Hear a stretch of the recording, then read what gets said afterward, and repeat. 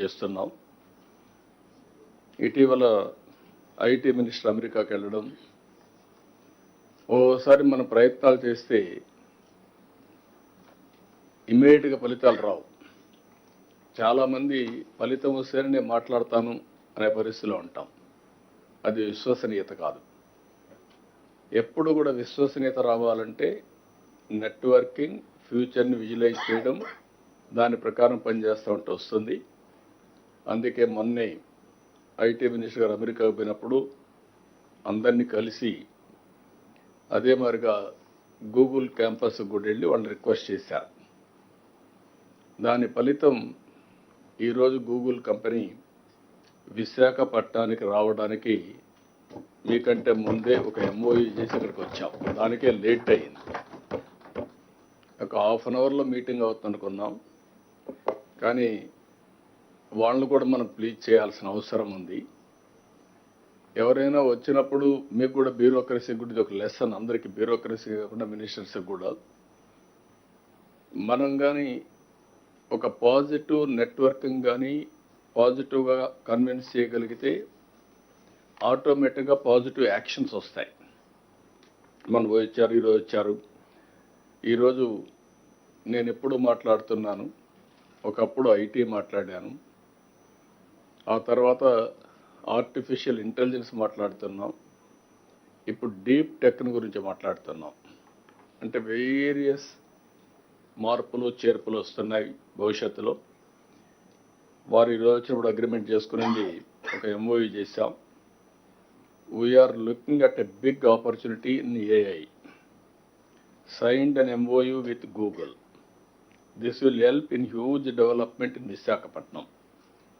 ఈరోజు వాళ్ళు వచ్చినప్పుడు అంటున్నారు, విశాఖపట్నం మీరు ప్రపోజల్స్ చెప్పిన తర్వాత వెళ్ళాం, ఫస్ట్ హ్యాండ్ కొంచెం సర్వే చేసుకున్నాం.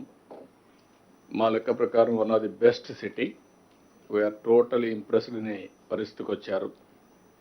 ఇప్పుడు బిగ్ ఫర్మ్స్ లైక్ గూగుల్ కానీ ఇక్కడికి వస్తే, విశాఖపట్నానికి వస్తే స్ట్రాటజిక్ ఇన్వెస్ట్మెంట్లో that is a game changer. ఎందుకు నేను ఈ మాట వాడుతున్నానంటే, డేటా సెంటర్ రాగలిగి అదే మరి artificial intelligence, machine learning, deep tech ఇవన్నీ కానీ ఉపయోగించగలిగితే ఇది గ్లోబల్కే, ప్రపంచానికే ఒక సర్వీస్ హబ్ కింద తయారవుతుంది. డేటా సెంటర్ వచ్చి, ఆర్టిఫిషియల్ ఇంటెలిజెన్స్ వచ్చి, అదే సమయంలో సీ కేబుల్ ఇవన్నీ కనెక్ట్ చేస్తే ప్రపంచానికి అనుసంధానం చేసే పరిస్థితి వస్తుంది. ఏఐకే ఇది ఒక స్ట్రాటజిక్ లొకేషన్ అవుతుంది. నేను ఇటీవల కాలంలో మీ అందరితో మాట్లాడుతున్నాను, మళ్ళీ కూడా ఈరోజు కూడా అంటున్నాను, మీరు ఎంత హార్డ్ వర్క్ చేశారనేది ముఖ్యం కాదు, ఎంత స్మార్ట్ వర్క్ చేశారనేది ముఖ్యం.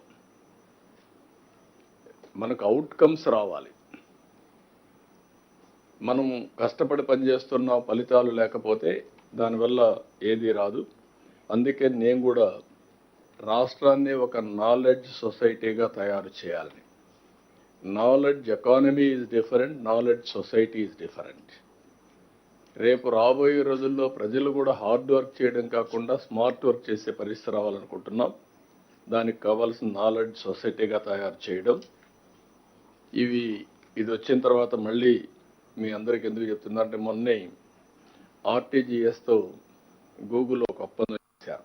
That is a very good ఒప్పందం. అది నేను మాట్లాడినప్పుడు మనం అన్ని డిస్కస్ చేస్తాం, ఆర్టీజీఎస్ ఎట్లా పనిచేయబోతుందని.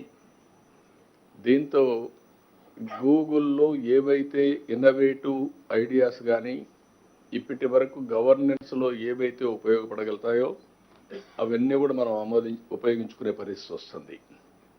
అంటే మామూలు డెవలప్మెంట్కు ప్రైవేట్ వ్యక్తులకే కాకుండా గవర్నమెంట్లో పెద్ద ఎత్తున మార్పులు వచ్చే పరిస్థితి వస్తుంది. ఒక ఎగ్జాంపుల్ మీరు చూస్తే, విశాఖపట్నం ఏజెన్సీ ఏరియా ఏదైతే మనకు గంజాయి పంట, దాన్ని ఐడెంటిఫై చేయాలంటే మన వాళ్ళందరినీ పంపించాలి. వీళ్ళు ఒకసారి పోతారు, సరిగా రారు, కొంతమంది పోయినా ఐడెంటిఫై చేయని ప్రాబ్లమ్స్ వస్తాయి. గూగుల్లో సెటిలైట్ తీసుకొని ప్రాబబుల్ గంజా ఎక్కడుందో ఒకసారి అసెస్ చేశారు. ఒక 4000 ఎకరాల్లో ఉందని ఒక అసెస్ చేశారు. 4000 ఎకరాలని మ్యాపింగ్ చేయడానికి డ్రోన్స్ పంపించాం. పంపిస్తున్నాం. ఇప్పుడు ఏమవుతుందంటే డ్రోన్ బై పర్టికులర్ స్పాట్గా ఐడెంటిఫై చేయగలిగితే, అవి డిస్ట్రాయ్ చేయగలిగితే రూట్ నుంచి మనం కట్ చేసే పరిస్థితి వస్తుంది. That is the beauty of technology. ఇప్పుడు ఇంకొక పక్కన గూగుల్ ఒక ప్రోడక్ట్ తయారు చేశారు. ఆ ప్రోడక్ట్ మీరు చూస్తే సాయిల్ టెస్టింగ్ కూడా, సాయిల్ హెల్త్, ప్లాంట్ హెల్త్.